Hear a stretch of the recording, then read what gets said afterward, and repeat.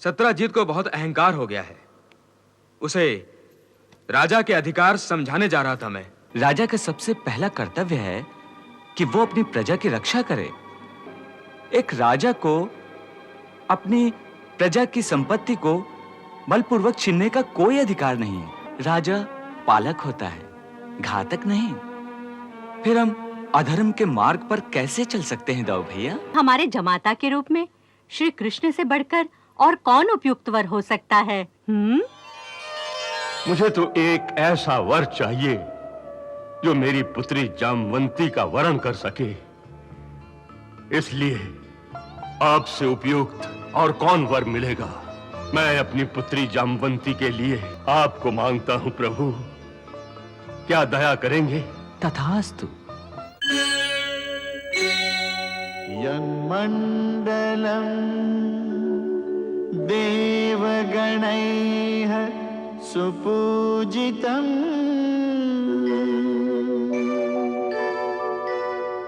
विप्रैः स्तुतं भावन मुक्तिकोविदम् तं देवदेवं प्रणमामि सूर्यम्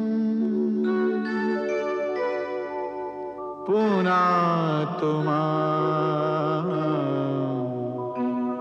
तत्सवितुर्वरेण्यम् तत्सवितुर्वरेण्यम्।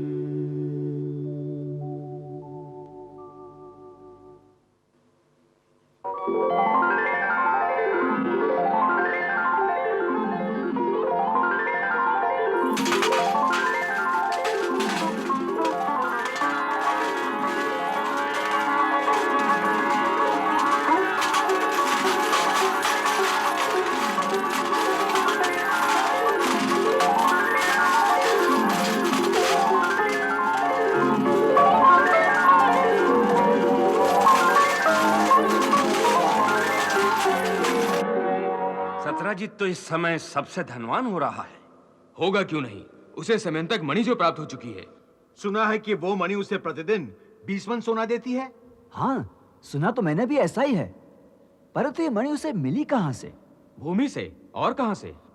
तो भूमि से मिली हुई संपत्ति पर किसी एक व्यक्ति का अधिकार होता है। आपका क्या मत है इसमें सात्विकी जी? मेरे मत से तो ये बात कोई ठीक नहीं है।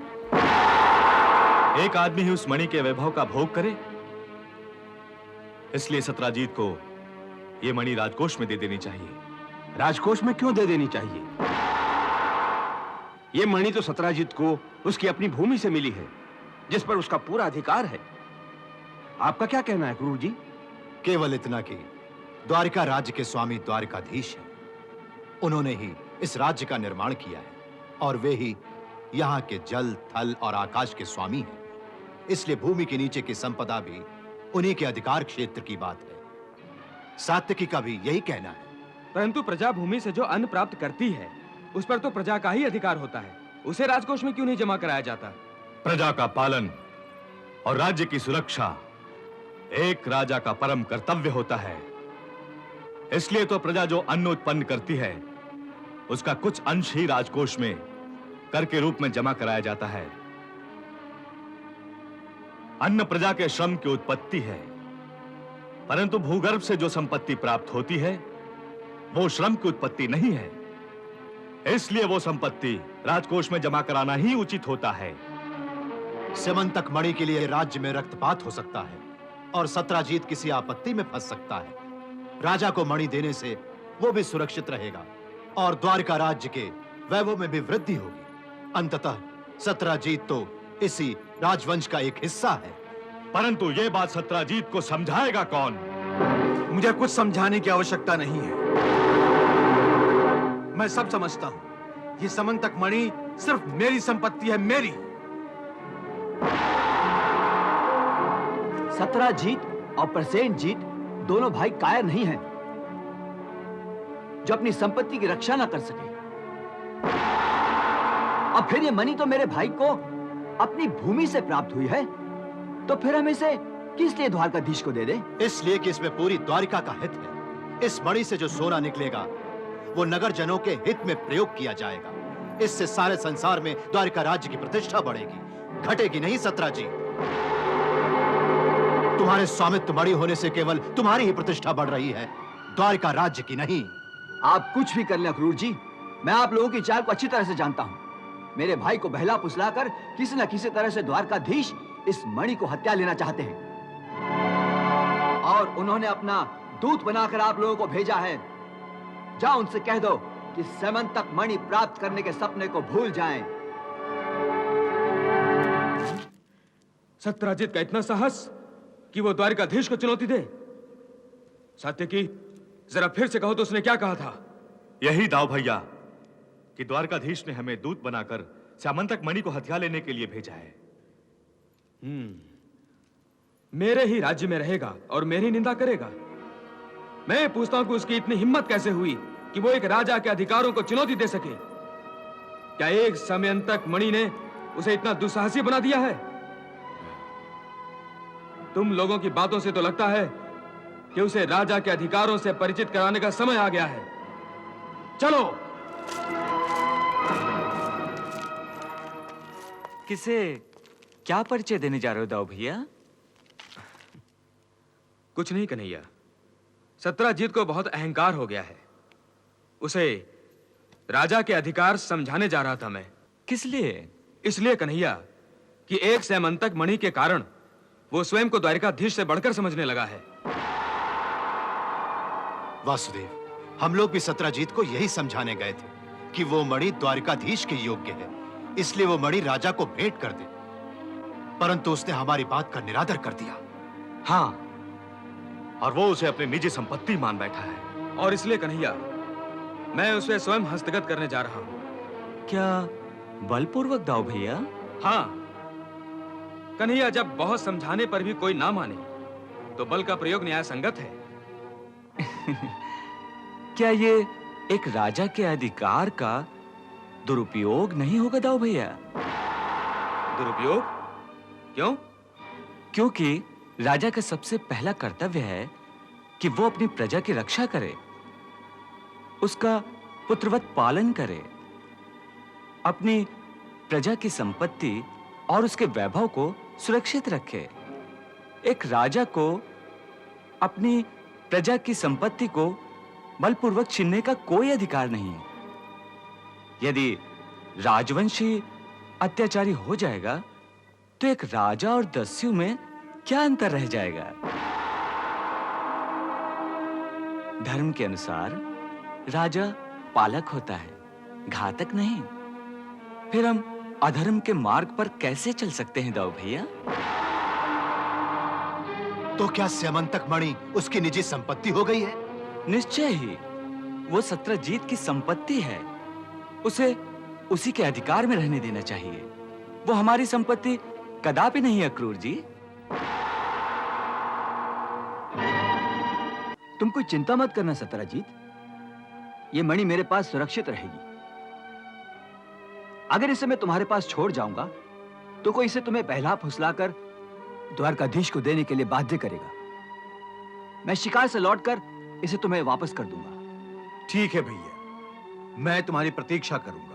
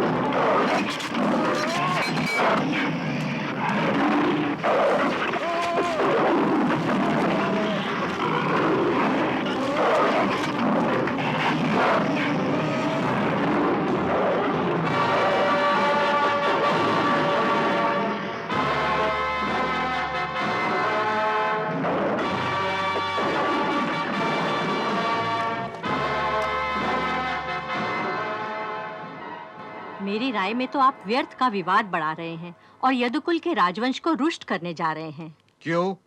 क्या ये मणि मेरी संपत्ति नहीं है? मैं जानती हूँ कि ये आपकी संपत्ति है। तो क्या तुम ये चाहती हो कि मैं दूसरों के लिए अपनी संपत्ति और सुख का दान कर दूं? दूसरों के लिए नहीं, अपनी पुत्री के लिए तो कर सकते हैं। अपनी पुत्री के लिए? क्यों नहीं? और उसके लिए आपको एक वर तो खोजना ही है। निश्चय ही।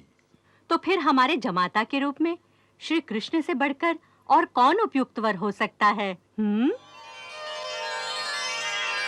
अरे तुम तो बड़ी बुद्धिमती हो गई हो। मेरा तो स्वप्न में भी ये विचार नहीं था। इस समस्या का कितना सहज और शीघ्र हल खोज लिया तुमने। निश्चय ही मेरी बेटी सौभाग्यशाली है।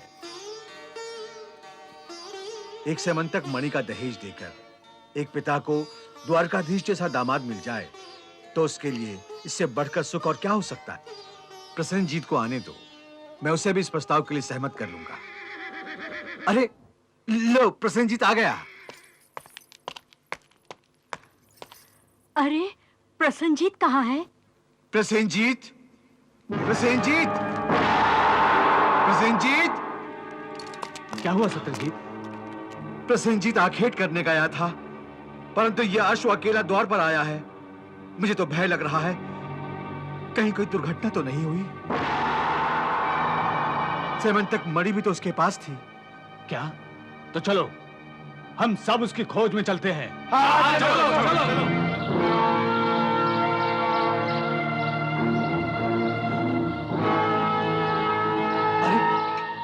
ये तो प्रसेनजीत का धनुष है। हाँ।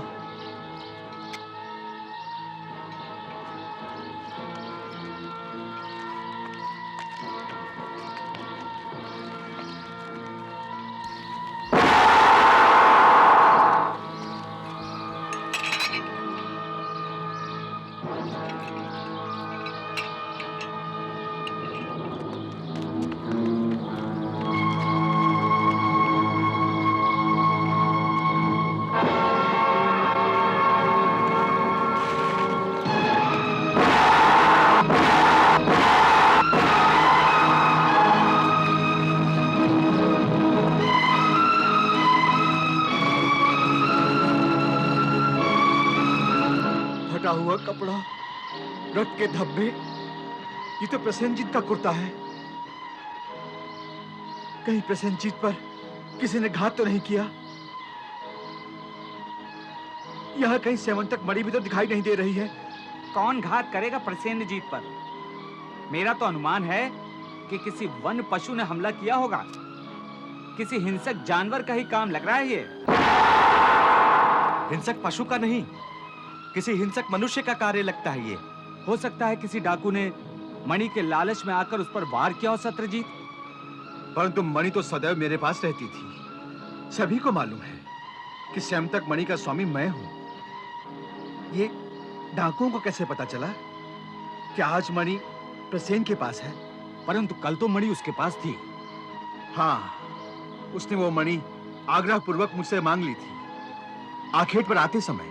तो फिर यह भी तो हो सकता है कि कोई आदमी नगर से उसके पीछे पीछे आया हो और मौका पाते ही वार कर दिया हो। परंतु ऐसा कौन हो सकता है? वही जिससे मणि का लालच लगा हो, जिसने आपसे वो मणि प्राप्त करने की चेष्टा की हो। तो क्या ये कोई षड्यंत्र है? धन का लालच कुछ भी करा सकता है। बड़े से बड़े आदमी का धर्म भी माया के इस चक्रव्यूह में फंसकर डोल जाता है। अभी कुछ दिन पहले कुछ लोग इस मणि को द्वारकाधीश को देने का प्रस्ताव लेकर तुम्हारे पास आए थे ना? सत्य है। और तुमने उस मणि को द्वारकाधीश को देने से मना कर दिया था। ये भी सत्य है। फिर ये क्यों नहीं सोचते कि प्रतिदिन 20 मन सोना देने वाली उस मणि के लिए कोई क्या नहीं कर सकता? तो क्या तुम्हारा तात्पर्य यह है कि द्वारकाधीश ने प्रसेनजीत पर घात कराया है? हो सकता है। अगर ये सत्य है तो श्री कृष्ण ने ठीक नहीं किया। एक मणि के लिए मेरे भाई के प्राण ले लिए। अरे कहां तो मैंने संकल्प किया था कि मैं अपनी पुत्री सत्यभामा के साथ साथ ये संतक मणि भी द्वारकाधीश को सौंप दूंगा। मैं उन्हें अपना दामाद बनाना चाहता था, मैं उनके पांव पूजना चाहता था। द्वारिकाधीश, तुमने बहुत शीघ्रता कर दी, बहुत शीघ्रता कर दी। हाय मेरा भाई प्रसेन, मेरा भाई प्रसेन। क्या सत्यजीत ने जो आरोप द्वारकाधीश पे लगाया है वो सत्य हो सकता है? हाँ, हो भी सकता है। मेरे विचार से द्वारकाधीश ऐसा कार्य कभी नहीं कर सकते। क्यों? आखिर वो मणि प्रतिदिन 20 मन सोना देती है। अगर द्वारिकाधीश ने प्रसेनजीत का वध करवा दिया तो फिर धर्म और अधर्म का प्रश्न ही कहाँ रहा? अरे बहना, ये धन का लालच कुछ भी करवा सकता है। अगर राजा ही षड्यंत्रकारी हो गया तो हम न्याय की मांग किसके द्वार पर जाकर करेंगी बहना? अरे वो मणि तो द्वारकाधीश के पास पहुंच गई, इसमें कोई शंका नहीं। अरे उस मणि को प्राप्त करने के लिए ही तो सात्यकी और अक्रूर सत्राजीत के घर पर गए थे। और तुम लोगों ने प्रजा की इस बात को चुपचाप सुन लिया? हाँ? क्या प्रजा को इस बात का अधिकार है कि वो द्वारकाधीश पर समंतक मणि की चोरी का आरोप लगा सके?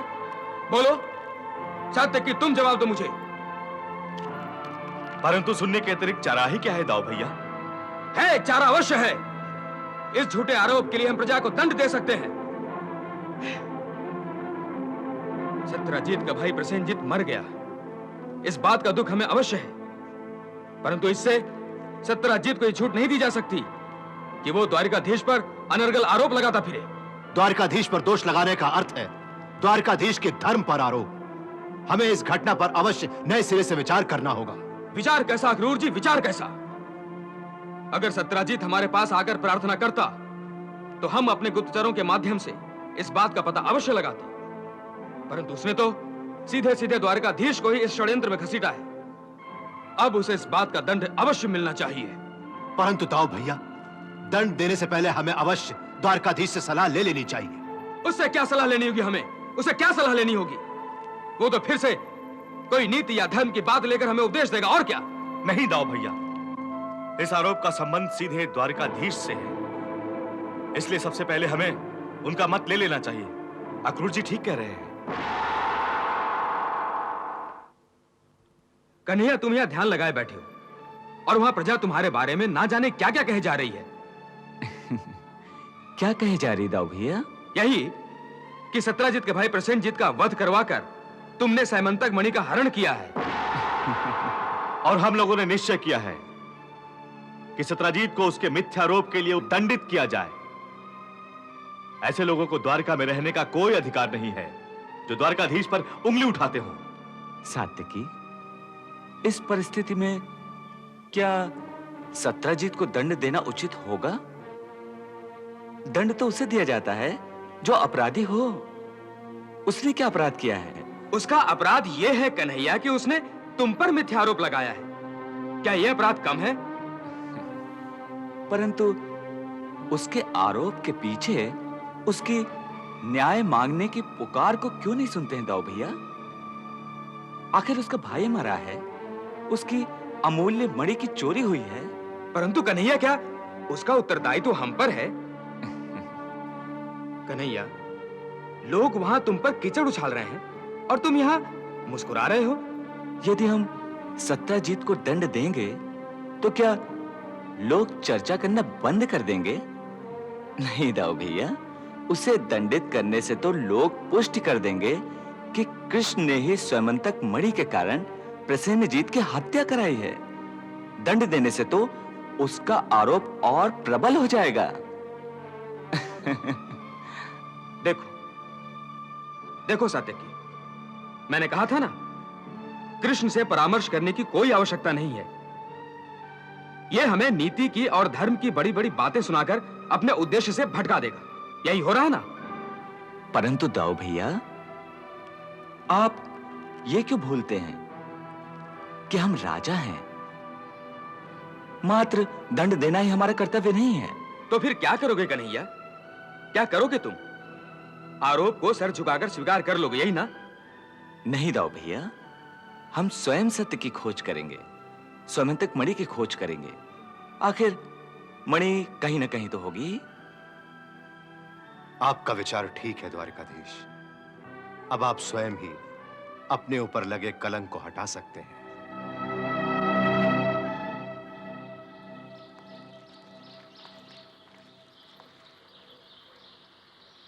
यहीं पर प्रसेनजीत का धनुष मिला था। और यहां उसका तरकश मिला था। और वहां उसकी पगड़ी मिली थी।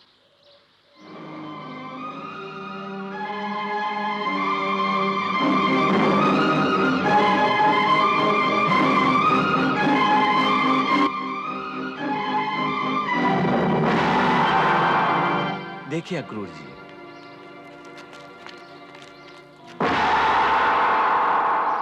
शेर के पंजों के निशान।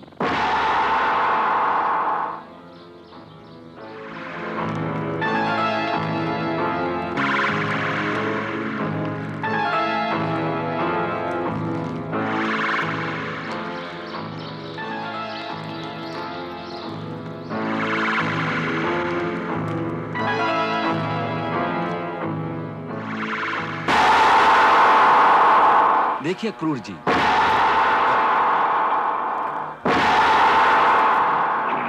निश्चय ही प्रसेनजीत को किसी सिंह ने खा लिया होगा। स्वयंतक मणि भी इसी गुफा में ही होगी, क्योंकि सिंह के निशान भी तो हमें इसी गुफा तक ही मिले हैं। आप लोग यहीं ठहरिए, मैं गुफा में जाता हूं। सत्य को उजागर करने के लिए यह आवश्यक है। द्वारिकाधीश जी, मेरी आपसे विनती है कि आप इस भयानक और अंधेरी गुफा में मत जाइए आप। सिंह के पैरों के निशान भी तो हमें मिले हैं। हाँ। मैं भयभीत हो रहा हूं।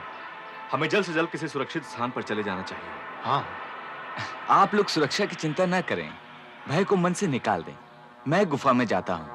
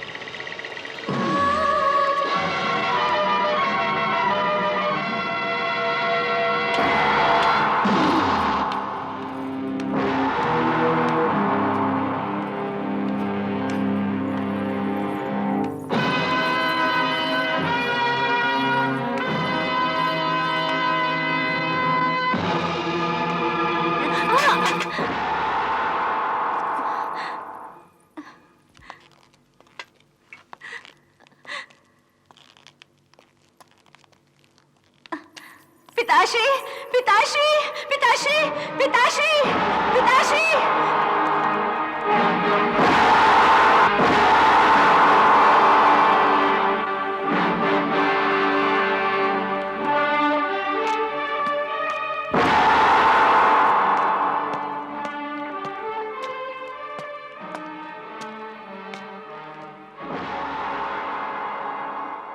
कौन हो तुम? यहां किस लिए आए हो? मैं हूं देवकी पुत्र कृष्ण, और मैं इस मणि की खोज में आया हूं। कौन कृष्ण? तुम्हारी भलाई इसी में है कि तुम अभी और इसी क्षण यहां से लौट जाओ यहां से। ये मणि तुम्हारी नहीं है। परंतु ये जिसकी है उसी को लौटानी है, इसलिए तो आया हूं। परंतु इसे तो मैंने सिंह को मारकर प्राप्त किया है। तुम्हारा इस पर क्या अधिकार? अब ये मेरी पुत्री का आभूषण है, मैं इसे नहीं दे सकता। मणि तो देनी होगी, चाहे सहमति से या असहमति से। तो क्या तुम जामवंत को युद्ध का आमंत्रण दे रहे हो? वो भी जामवंत को? आप जैसा समझे। मुझे तो ये मणि प्राप्त करनी है, ये मेरा उद्देश्य है। और मैं अपने लक्ष्य से कभी विचलित नहीं हुआ, कभी नहीं। अच्छा, तो तुम मणि के लालच में अपने प्राणों को भी दांव पर लगा रहे हो। क्या नाम बताया था तुमने? कृष्ण। हाँ, कृष्ण, देव की पुत्र कृष्ण। तो फिर तुम अपने माता पिता का स्मरण भी कर लो। हो सकता है कि दोबारा तुम्हें यह अवसर न मिले। तो बोलो, मल युद्ध के लिए तैयार हो? तैयारी तो उसे करनी होती है जो सचेत न हो। तुम वार करो जामवंत। पहला वार करने का अधिकार तुम्हारा है, क्योंकि तुम स्वयं मेरे प्रसाद में चलकर आए हो। नहीं जामवंत, नहीं। पहले वार करने का अधिकार तुम्हारा है, क्योंकि तुमने ही पहले मुझे युद्ध करने का आमंत्रण दिया है। अच्छा, तो नीति कुशल भी हो तुम। मेरी पुत्री ही हमारी जय और पराजय की निर्णायक होगी, समझे? मुझे भगवान राम और लक्ष्मण के अतिरिक्त कोई दूसरा युद्ध में नहीं हरा सका है। पहले ये एक बार सोच लो। मैं तुम्हें एक अवसर और देता हूं। सब सोच लिया है जामवंत। तो फिर ठीक है।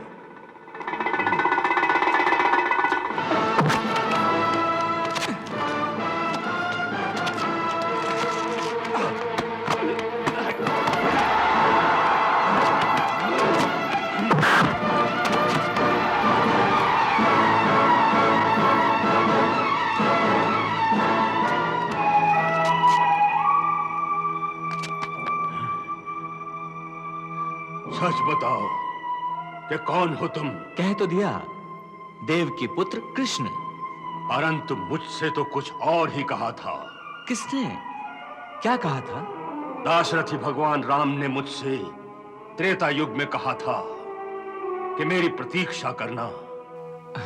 मैं तुम्हें फिर दर्शन दूंगा, और मैं आज तक उन्हीं की प्रतीक्षा कर रहा हूं। परंतु वो तो बोले थे कि... क्या बोले थे जामवंत? यही कि मैं वासुदेव बनकर तुमसे मिलने आऊंगा।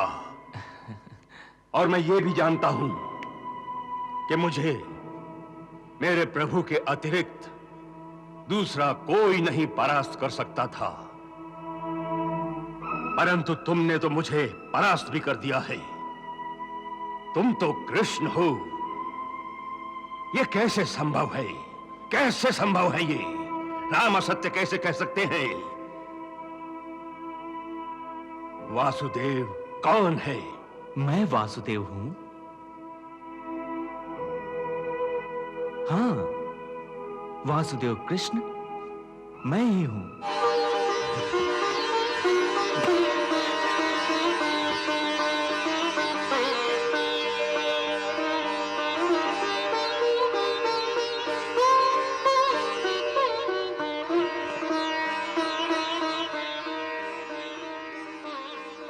प्रभु, कितनी प्रतीक्षा कराई आपने। मैं तो आपके लिए ही इस एकांत में साधना कर रहा था।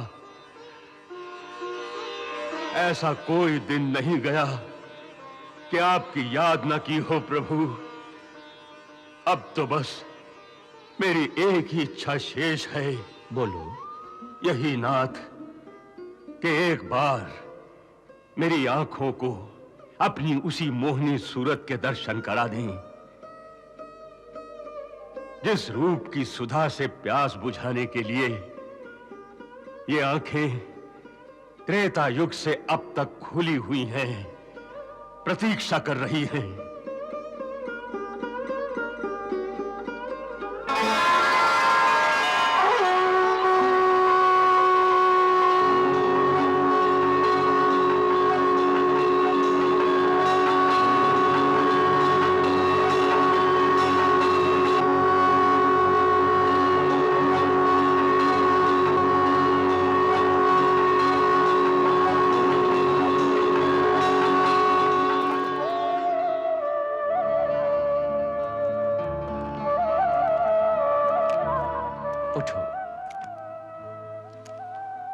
उठो जामवंत, तुम्हारी साधना पूरी हुई।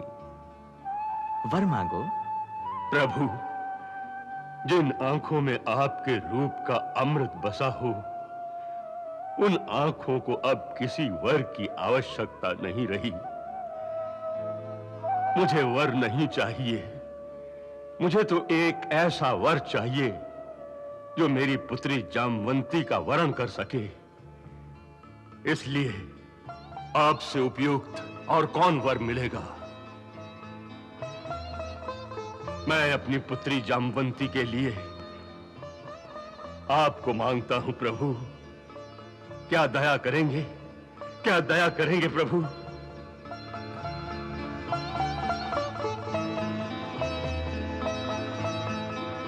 तथास्तु वृक्षराज, तथास्तु।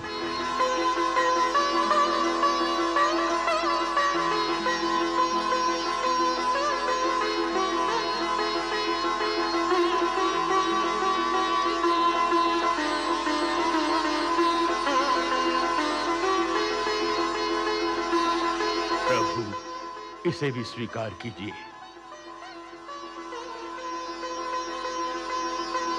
मैं बहुत लज्जित हूं द्वारकाधीश, बहुत लज्जित हूं। लज्जित? क्यों? इसलिए कि मैंने आप जैसे धर्म के अवतार पर मिथ्यारोप लगाया। तुम चिंता न करो सत्यजीत। तुम यदि ऐसा न करते तो मुझे जामवंती कैसे प्राप्त होती? अब तुम इस स्वयंतक मणि को लो, परंतु अब इसे संभाल कर रखना, समझे ना? अब इस मणि का स्वामी मैं नहीं रह गया। यह हम जैसे लोगों के धारण करने योग्य नहीं है। इसकी शोभा आप जैसे महान शूरवीर के साथ है। आज से इसके स्वामी आप हैं। मैं इस प्रार्थना को आप स्वीकार कर लेंगे तो मैं अपने आप को कृतार्थ समझूंगा। मेरे हृदय का बोझ उतर जाएगा। जिस वस्तु के कारण मुझे चोरी का मिथ्या आरोप लगा था, यदि मैं उसे अपने पास रख लूं तो द्वारिकावासी न जाने कौन सा अनुमान लगा लेंगे। इसलिए सहर्ष मैं इसे आपको वापस सौंपने आया हूं। और मैं सहर्ष अपने पूरे परिवार की सहमति के साथ इसे द्वारकाधीश को भेंट करती हूँ। मेरी बात तो नहीं ठुकराएंगे आप? और इस मणि के साथ हम सबने ये संकल्प किया है द्वारकाधीश कि आप मेरे हृदय की मणि, मेरी पुत्री सत्यभामा को भी स्वीकार करें।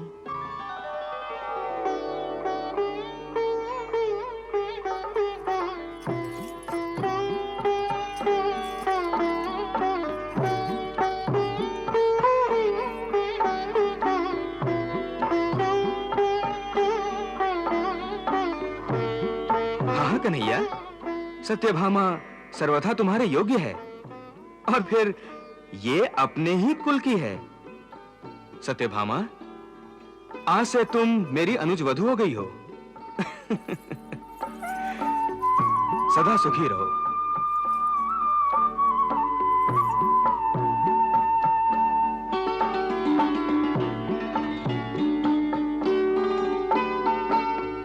पार्थ, इन्हीं खंडहरों में तुम्हारे पूर्वजों ने एक भव्य नगर बसाया था। कल्पना करो, उस काल में उन्हें किन किन कठिनाइयों का सामना करना पड़ा होगा। मधुसूदन, इस कार्य में अवश्य दैवी शक्तियों ने सहायता की होगी। सो तो आज भी संभव है। अर्थात ये कि जब भी कोई जीव दृढ़ संकल्प होकर एक दृढ़ विश्वास के साथ किसी भी काम का बीड़ा उठाता है, तो दैवी शक्तियों को उसकी सहायता के लिए स्वयं ही आना पड़ता है। यही कर्म का दैवी विधान है अर्जुन।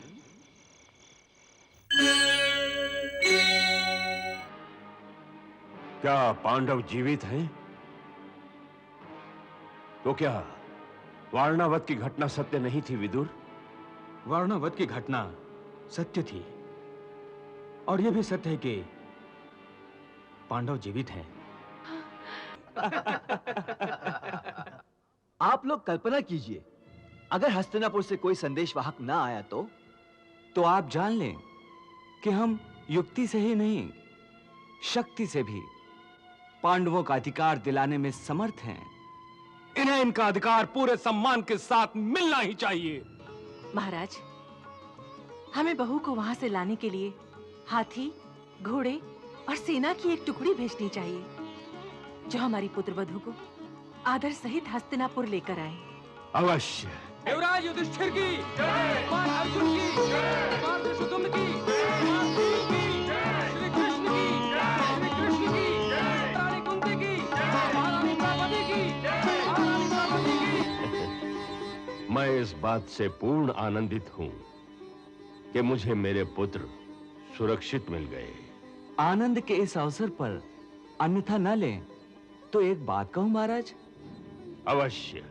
महाराज, अब तो पांडवों का परिवार भी बस गया, शनै शनै उनके कुल में वृद्धि भी होगी, इसलिए हस्तिनापुर के राज्य में उन्हें भी भागीदार बनाना उचित होगा।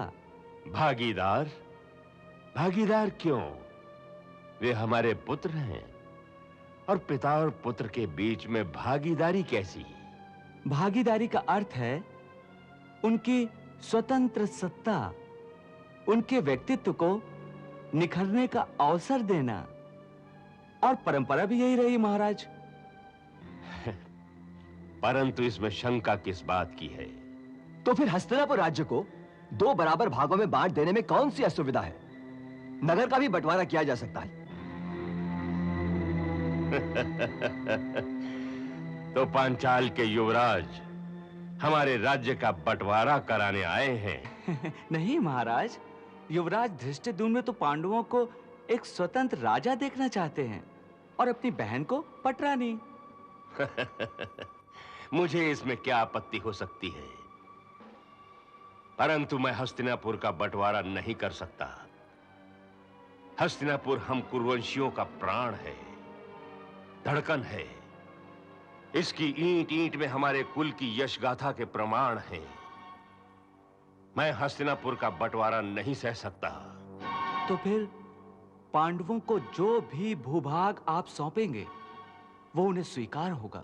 यदुनंदन, इस बात का क्या भरोसा है कि पांडवों को जो भी भूभाग सौंपेंगे वो उन्हें स्वीकार होगा? गांधार कुमार, कृष्ण का आश्वासन ही इस बात का प्रमाण है। अच्छा, तुम ठहरिए महाराज, ठहरिए। क्या कहना चाहते हो शकुनी? यही कि पांडव तो वीर हैं, गंभीर हैं और दिव्य अस्त्रों के जानकार भी। वे तो राज्य के अनुपयोगी भूभाग को भी संपन्न बना सकते हैं, खंडहरों में भी सोने की नदियां बहा सकते हैं। अगर राज्य को ही समृद्ध करना है तो उन्हें कोई ऐसे भूभाग को सौंपा जाना चाहिए जिसमें वो अपनी शक्ति का पूरा प्रदर्शन कर सकें। हाँ जीजा श्री, पूरा प्रदर्शन। तुम ठीक कहते हो शकुनी। मुझे भी पांडवों पर पूरा भरोसा है, इसलिए मैं अपने पूर्वजों के पुरातन नगर खांडव वन को उन्हें सौंपता हूं, और उसके साथ लगे भूभाग को भी। वाह जीजा श्री वाह, क्या सोचा है। मेरे प्रिय भांजे पांचों पांडव निश्चय ही वहां हस्तिनापुर से भी श्रेष्ठ नगर बसा लेंगे। हाँ महाराज, मुझे और धृष्टद्युम्न दोनों को आपका निर्णय स्वीकार है।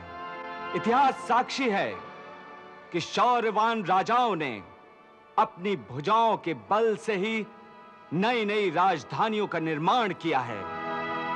निश्चय ही गांधार कुमार की यह बात इस बार सत्य होकर ही रहेगी।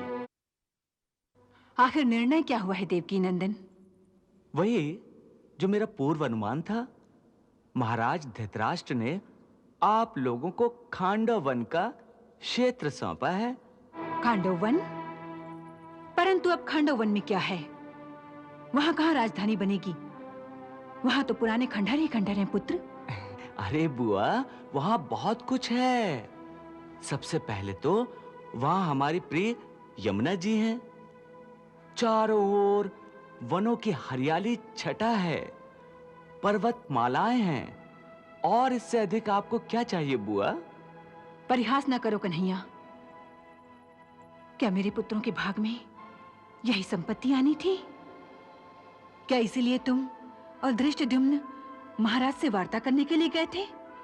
आप चिंता ना करें बुआ, आपके साथ मैं हूं और आपके 5 वीर पुत्र हैं। लेकिन ये न्याय नहीं है। न्याय और अन्याय का प्रश्न तो वहीं उठता है माताश्री, जहां पर अधिकार पहले से ही प्रमाणित हो। इस समय तो महाराज ने जो भी भूभाग हमें दिया है उसी पर संतुष्टि करनी होगी। तुम लोग जैसा उचित समझो करो। हाँ बुआ, आप खांडव वन चलने की तैयारी कीजिए।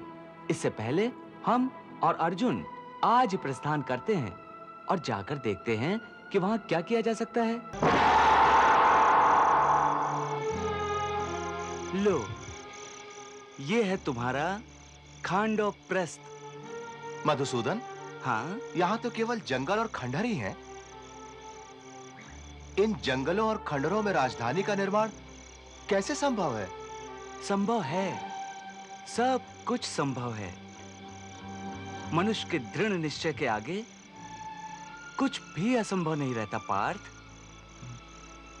हमें इन्हीं खंडहरों में राजधानी की संभावनाओं का पता करना है, और हस्तिनापुर से हम आए भी इसीलिए हैं अर्जुन। चलो चलिए।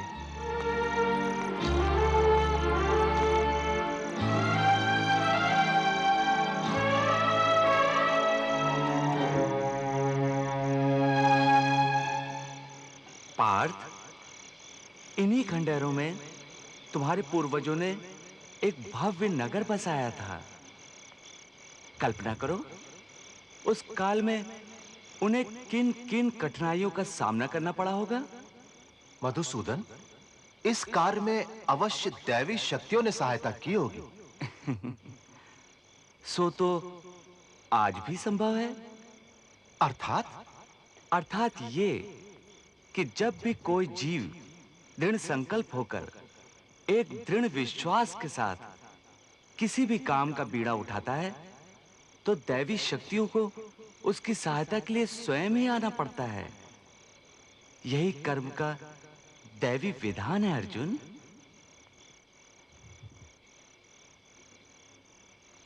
मैं देव शिल्पी विश्वकर्मा का आवाहन करता हूं।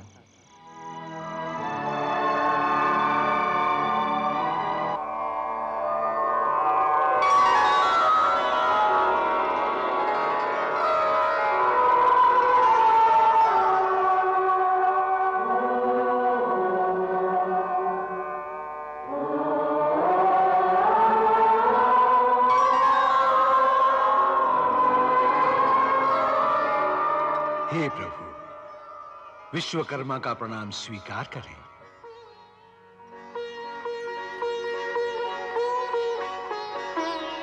आज्ञा करें देव, विश्वकर्मा को किस निमित्त स्मरण किया गया है? हे देवशिल्पी, पहले आपने मेरे कहने से द्वारिकापुरी का निर्माण किया था। हाँ। अब आपको इसी वन प्रांत में पांडवों के लिए एक भव्य राजधानी का निर्माण करना है। भगवान, उसके लिए मेरी क्या आवश्यकता है? दानवों का राजा मैं दानव, मेरा मित्र है। वो दैत्य शिल्पी भी है। पूर्व काल में ये खांडव प्रस्थ नगर उन्हीं के द्वारा बनाया गया था। वे इस भूमि के चप्पे चप्पे से परिचित हैं प्रभु, और इन दिनों इसी वन में विहार भी कर रहे हैं। तो आप शीघ्र उसका आह्वान करें। हमें अति शीघ्र एक वैभवशाली राजधानी चाहिए। जैसी प्रभु की आज्ञा।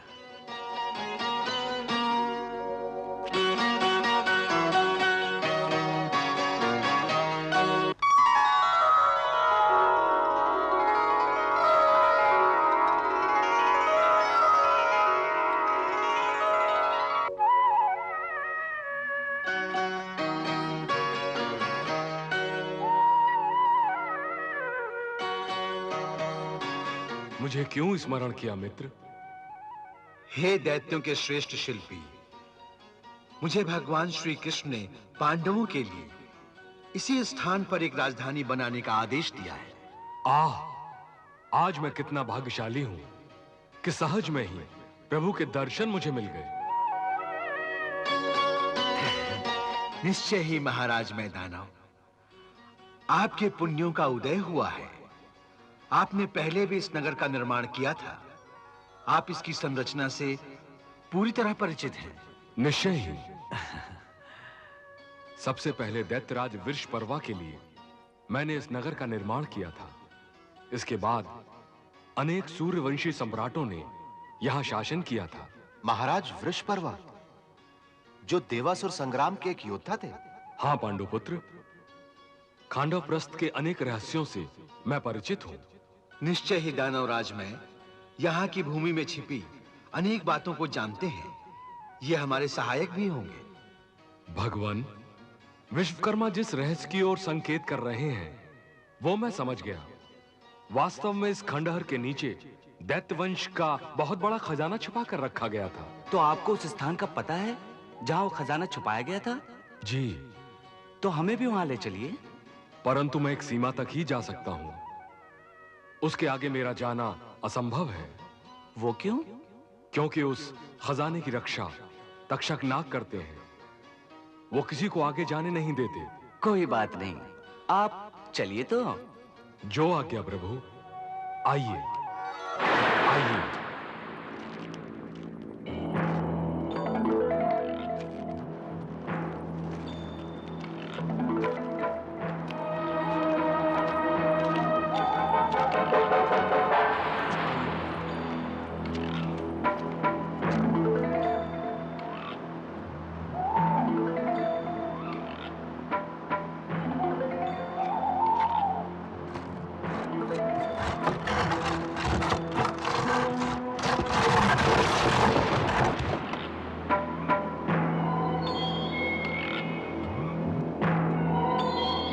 आइए प्रभु।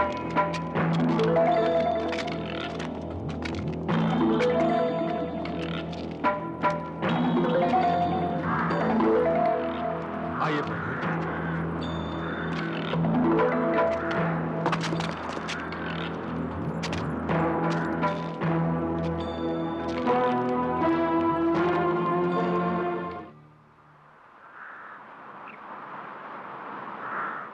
आगे का मार्ग दिखाइए दानवराज। यहां से नागराज तक्षक का पहरा आरंभ हो जाता है। इन सीढ़ियों पर पांव रखते ही नागराज प्रकट हो जाएंगे। क्या सच? जी हां। अच्छा, तो मैं सीढ़ियों पे पांव रखता हूं।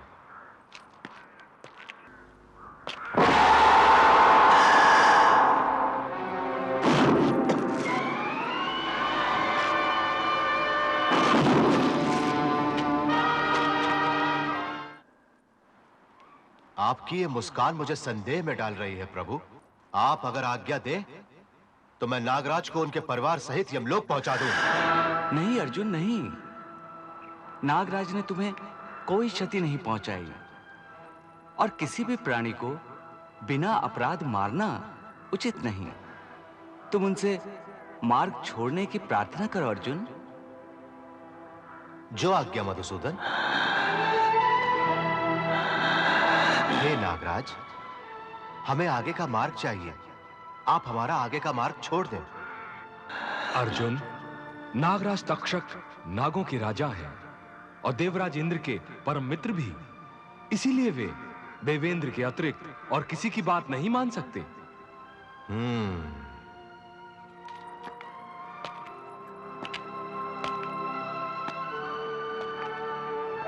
अच्छा, तो आप इसीलिए मुस्कुरा रहे थे देवकी नंदन?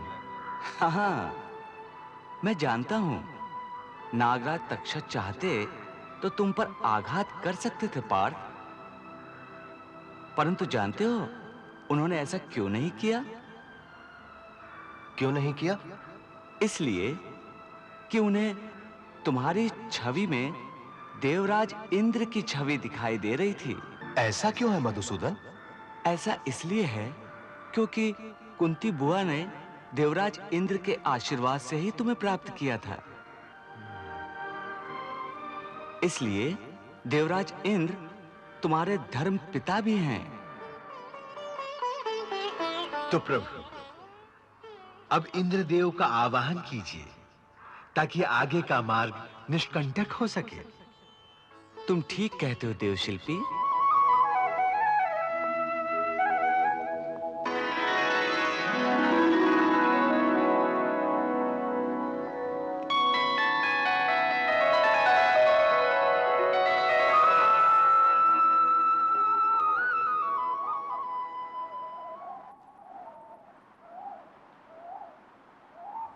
भगवान के श्री चरणों में सेवक इंद्र का प्रणाम स्वीकार हो।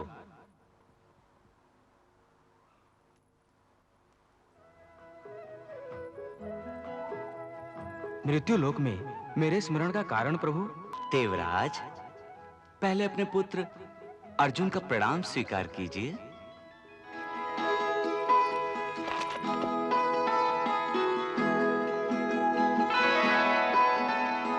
प्रणाम धर्मपिता।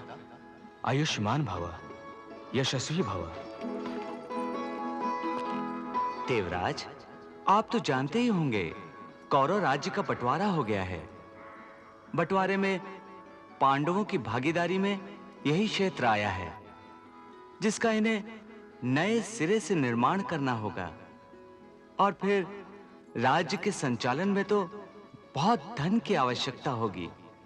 सो दानवराज की सहायता से हम उस प्राचीन खजाने की खोज में निकले हैं, परंतु आपके नागराज तक्षक ने हमारा मार्ग रोक रखा है।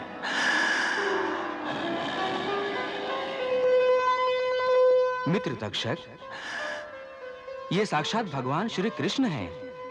इन्हें प्रणाम करो।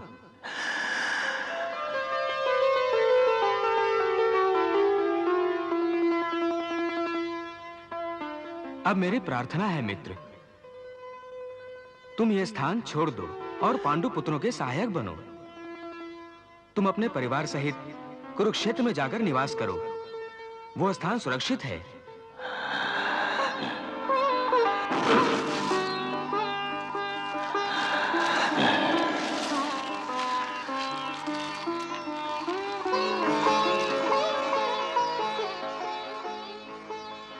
लीजिए प्रभु, यह सारा खजाना आपका है। देवराज, आपकी सहायता का हम आभार प्रकट करते हैं। भविष्य में इस नगर का नाम इंद्रप्रस्थ होगा। यह कहकर आपने जो मुझे सम्मान दिया है, उसके लिए मैं कैसे कृतज्ञता प्रकट करूं? हां, इतना अवश्य कह सकता हूं कि पांडवों के राज्य में खूब वर्षा करके इसे सदैव धन धान्य से भरपूर रखूंगा। आपकी सहायता से तो इंद्रप्रस्थ आर्यावर्त के सभी राज्यों से अधिक धनवान हो जाएगा देवराज। अर्जुन, अपने धर्मपिता का आभार मानो।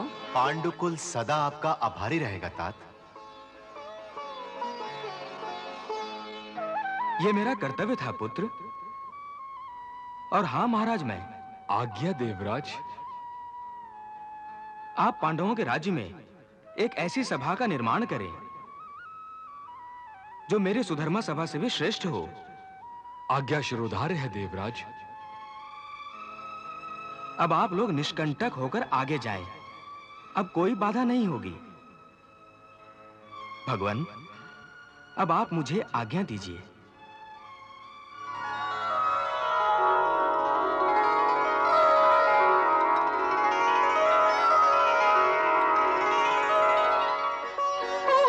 आइए प्रभु।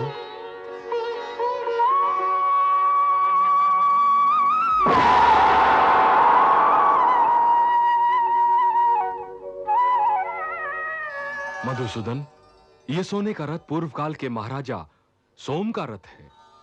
ये आपको मनचाही जगह पर ले जाने के लिए समर्थ है। और ये कौमुद की गदा है। इसके प्रहार की शक्ति अद्भुत है। इस समय पांडुपुत्र भीम के अतिरिक्त कोई इसे उठाने की शक्ति नहीं रखता। मैंने स्वयं इसका निर्माण किया है। और यह गांडीव धनुष है। इसे दैत्यराज वृषपर्वा ने भगवान शंकर की आराधना से प्राप्त किया था।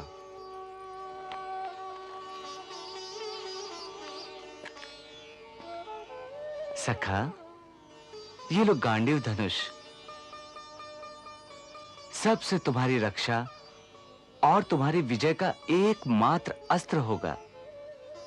ये जीवन भर तुम्हारा साथ देगा। इसके पश्चात तुम्हें किसी और अस्त्र की आवश्यकता नहीं रहेगी। इसी धनुष के द्वारा तुम सभी प्रकार के दिव्य बाणों का संधान कर सकोगे।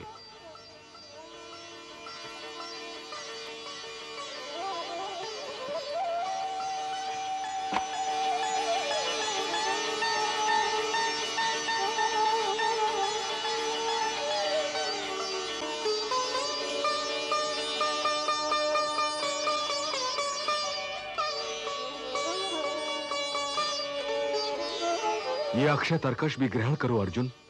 इसे स्वयं अग्निदेव ने प्रसन्न होकर दैत्यराज को दिया था। इस अक्षय तरकश के बाण कभी समाप्त नहीं होते।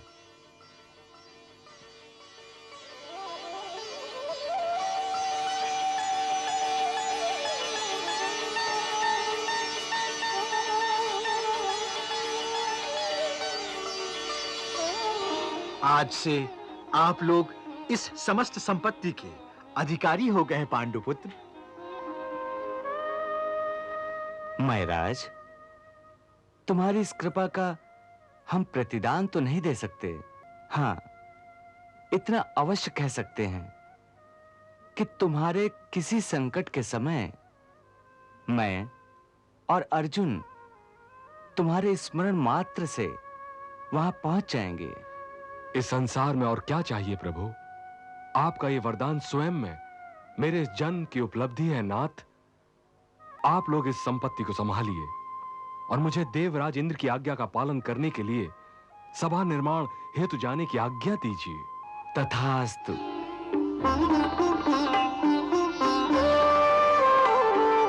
मिले सृजन के कार्य को देवासुर के हाथ, नगर विश्वकर्मा गढ़े मैं दानव के साथ, मैं दानव के साथ।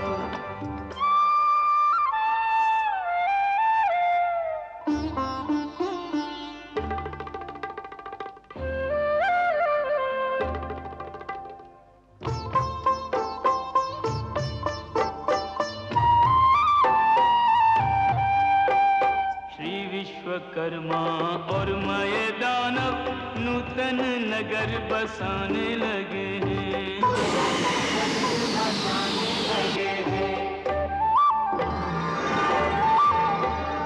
भारत महलोद्यान सरोवर सब यथास्थान सजाने लगे हैं। सब यथास्थान सजाने लगे हैं।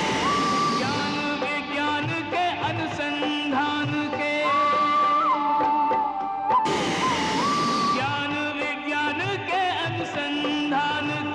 फल सामने आने लगे हैं।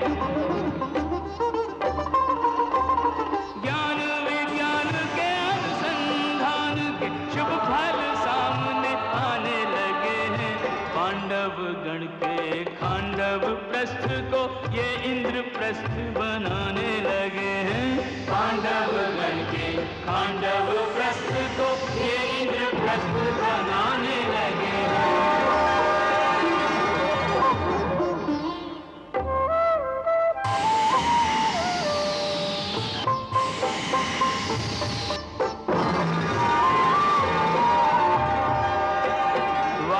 कला का अपूर्व अनूठा श्रेष्ठ उदाहरण मिल गया भाई। श्रेष्ठ उदाहरण मिल गया भाई। दोनों शिल्पियों के मानस में आन विराजी है शारदा माई। आन विराजी है शारदा माई। कृष्ण की कल्पना, कृष्ण की प्रेरणा, कृष्ण की कल्पना, कृष्ण की प्रेरणा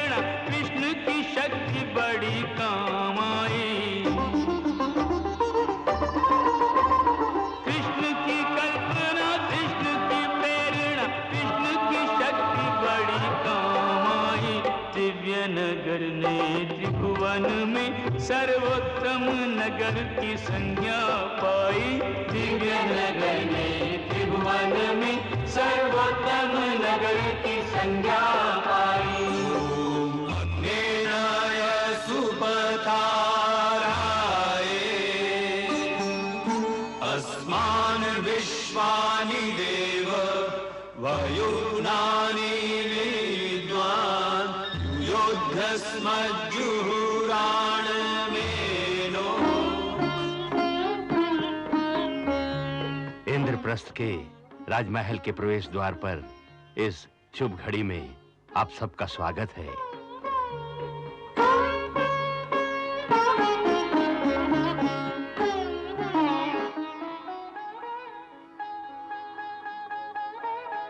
कुलगुरु मुनिवर धौम्य जी गृह प्रवेश के इस पावन बेला में प्रथम तिलक के अधिकारी श्री कृष्ण हैं। पहले इन्हें तिलक कीजिए मुनिवर। इनकी कृपा से ही इंद्रप्रस्थ नगर का निर्माण संभव हुआ है। नहीं महाराज, ये नगर आपका है, ये राज्य भी आपका है और ये राजमहल भी आपका है। इसलिए प्रथम तिलक आपका ही होना चाहिए। कृष्ण, युधिष्ठिर ठीक कह रहे हैं। इस राजमहल में सबसे पहले तुम ही प्रवेश करोगे। तुम्हारे चरणों की धूल से यह स्थान पवित्र होगा। इससे सदैव मेरे पुत्रों का कल्याण होगा।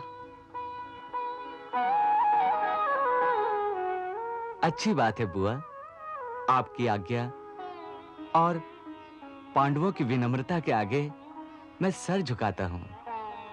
जैसे आपकी इच्छा। ओम स्वस्ति न इंद्रो वृद्धश्रवाः स्वस्ति न पूषा विश्ववेदाः स्वस्ति नस्तारक्षो अरिष्टनेमि स्वस्ति नो बृहस्पतिर्दधातु।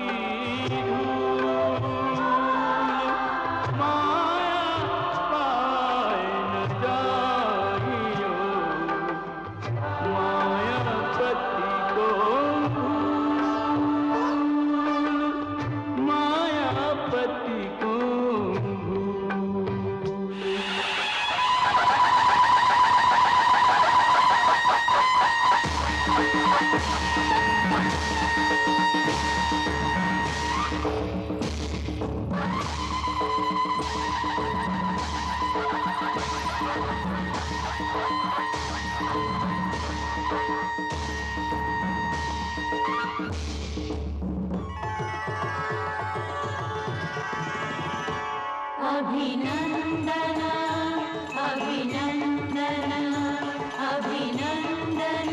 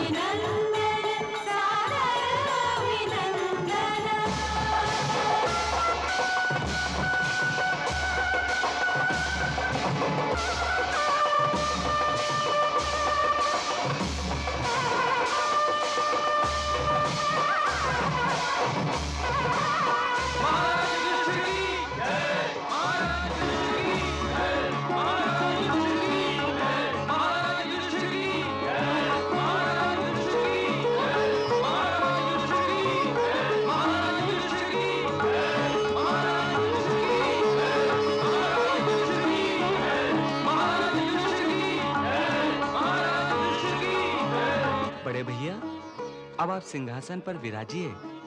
यह आपकी प्रतीक्षा कर रहा है।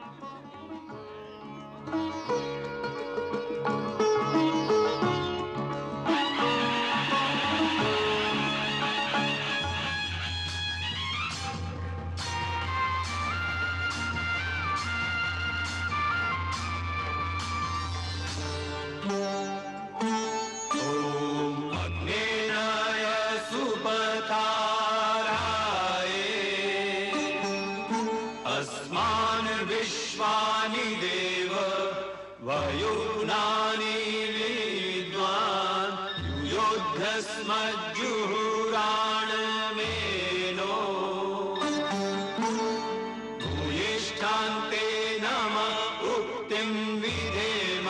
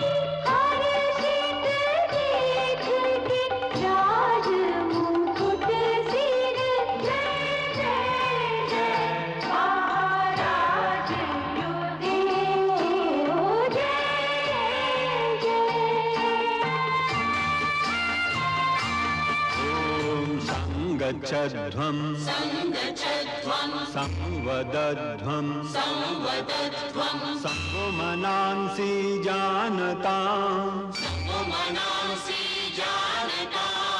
देवाभागं यथा पूर्वे संजानाना उपासते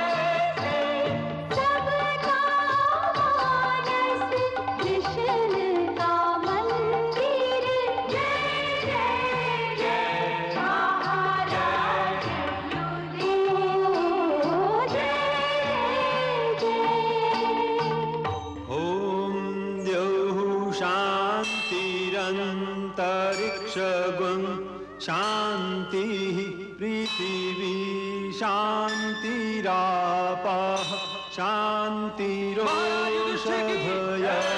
शांतिः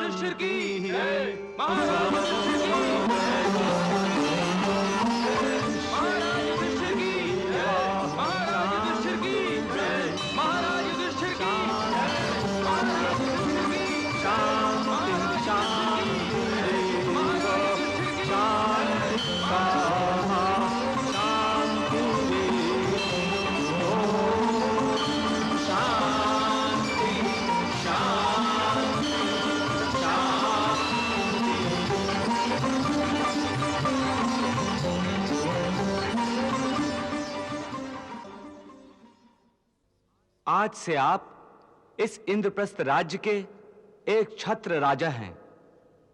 इस सिंहासन और इस राज्य की मुद्रा पूरे देश में सर्वमान्य होगी, ऐसी मेरी शुभकामना है महाराज युधिष्ठिर। और मेरा आशीर्वाद है कि आपका ये राज्य सुख व समृद्धि से सदैव भरा पूरा रहेगा। इसकी प्रतिष्ठा पूरे आर्यावर्त में होगी।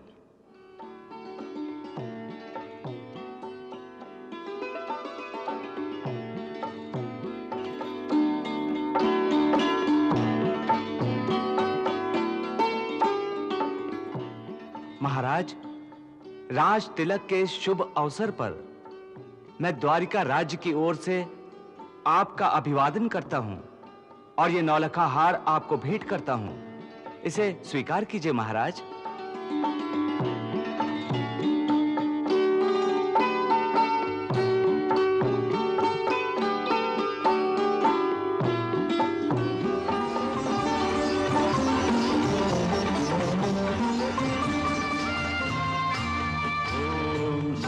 संगच्छध्वं संवदध्वं यशस्वी भव। संगो मनांसि जानतां देवाभागं यथा पूर्वे संजानाना उपासते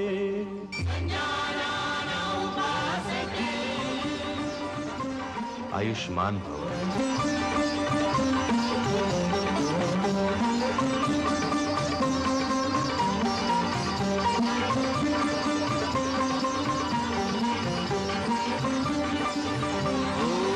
स्वस्ति न इंद्रो वेदश्रवाः स्वस्ति न पूषा विश्ववेदाः आयुष्मान भव।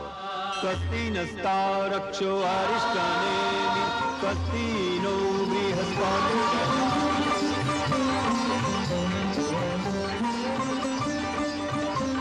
आयुष्मान भव। आयुष्मान भव।